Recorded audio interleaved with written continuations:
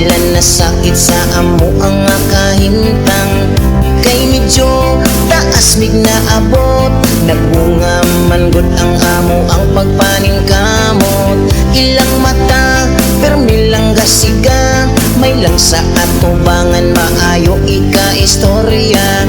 Sa dihang imong pagtalikod, pitik-pitik lang baba na apay si magabulot.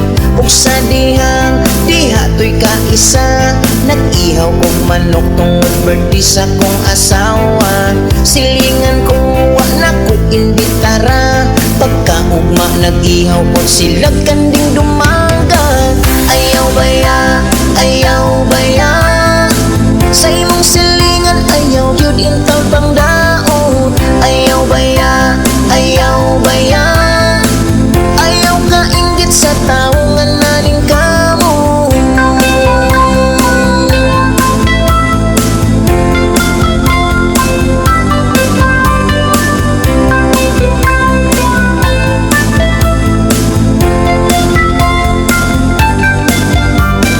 Plastik o pinagdan, hilaw kinatawan, kusog maniin, hadlok nga malabwan. Ug kun ana ami mga bagong butang, magpost sila sa Facebook, kami ang padunggan-dunggan.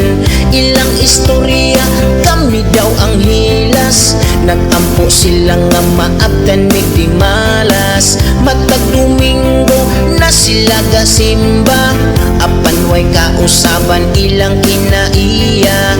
Nganong inyo man yun mga kasuyaan, wa man minamantay sa inyuhang kahimtang.